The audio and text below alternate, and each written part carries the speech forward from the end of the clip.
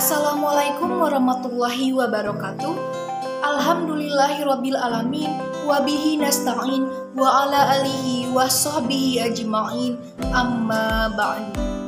Perkenalkan, kami dari kelompok 1 ingin mempresentasikan hasil kerja kelompok kami pada mata kuliah Pendidikan Budi Pekerti yang membahas materi mengenai proses pembentukan karakter dalam diri manusia. Sebelum kita menuju ke materi, sebaiknya kita saling berkenalan terlebih dahulu. Untuk sesi berkenalan akan dibacakan oleh Saudari Agildia Febrian. Kepada Saudari Agildia Febrian, saya persilahkan.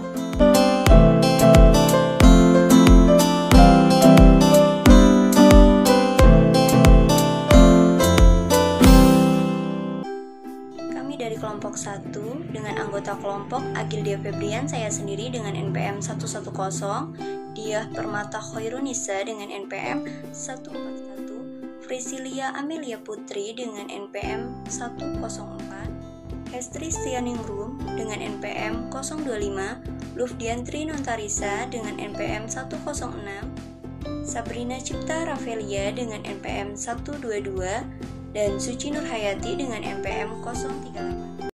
Pengertian karakter. Menurut Kamus Bahasa Indonesia, karakter diartikan sebagai tabiat, watak, sifat-sifat kejiwaan, akhlak atau budi pekerti yang membedakan seseorang dengan yang lain. Menurut Kamus Sosiologi, karakter diartikan sebagai ciri khusus dari struktur dasar kepribadian seseorang. Maka dapat disimpulkan bahwa karakter adalah ciri khas seseorang dalam berperilaku yang membedakan dirinya dengan orang lain. Elemen-elemen dari karakter. Yang pertama, drive, yaitu dorongan yang dibawa sejak lahir untuk memenuhi kebutuhan hidup tertentu, seperti dorongan makan, dorongan bermain, dan lain sebagainya. Yang kedua, insting, yaitu kemampuan untuk berbuat hal-hal yang kompleks tanpa latihan sebelumnya dan terarah. Insting dibawa sejak lahir dan sering tidak disadari dan berlangsung secara mekanistis. Yang ketiga, refleks-refleks, yaitu reaksi yang tidak disadari terhadap perangsang-perangsang tertentu di luar kesadaran dan kemauan. Selanjutnya, sifat-sifat karakter, yaitu ada kebiasaan dan kecenderungan. Kebiasaan itu ekspresi terkondisionir dari tingkah laku, sedangkan kecenderungan yaitu hasrat atau kesiapan reflektif yang tertuju pada satu tujuan. Selanjutnya ada organisasi, perasaan, emosi, dan sentimen. Perasaan ini disebut juga sebagai rencana emosi atau getaran jiwa. Lalu ada minat, yang bisa diartikan sebagai perhatian atau minat ini bisa ditentukan sebagai luasnya kesadaran.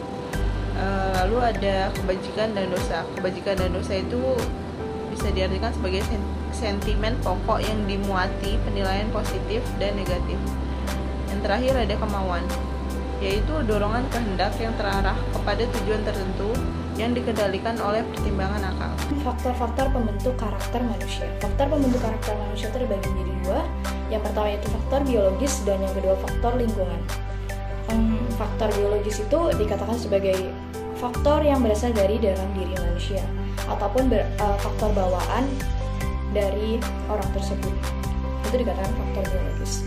Dan faktor lingkungan itu adalah segala sesuatu yang berpengaruh terhadap pembentukan karakter orang tersebut yang berasal dari lingkungannya. Ada lingkungan hidup, lingkungan pendidikan, lingkungan kondisi masyarakat itu bagaimana. Apabila lingkungannya itu tidak baik, maka karakter orang tersebut akan menjadi tidak baik pula. Dan apabila lingkungannya itu baik, maka karakter orang tersebut akan baik. Begitu. 4. Pembiasaan karakter dalam keluarga. Wicona menjelaskan bahwa keluarga adalah pihak pertama yang paling penting dalam mempengaruhi karakter anak. Keluarga adalah komunitas pertama di mana manusia sejak usia dini belajar konsep baik dan buruk, pantas dan tidak pantas, benar dan salah. Dengan kata lain, di keluargalah seseorang sejak ia sadar lingkungan, belajar tata nilai atau moral, karena tata nilai yang diyakini seseorang akan tercermin dalam karakternya. Maka di keluargalah proses pendidikan karakter berawal. Selanjutnya ada tahapan-tahapan pembentukan karakter. Yang pertama, membentuk adab antara usia 5-6 tahun, melatih tanggung jawab diri usia 7-8 tahun, membentuk sikap kepedulian 9-10 tahun, membentuk kemandirian antara usia 11-12 tahun, membentuk sikap bermasyarakat pada usia 13 tahun ke atas. Sebenarnya relatif dan tentatif mengajarkan nilai karakter yang baik kepada anak, cuman pada dasarnya akan lebih baik kita mengajarkan sesuatu secara bertahap dan sesuai cara penalaran anak tersebut atau berdasarkan perkembangan dan pertumbuhan usia anak-anak.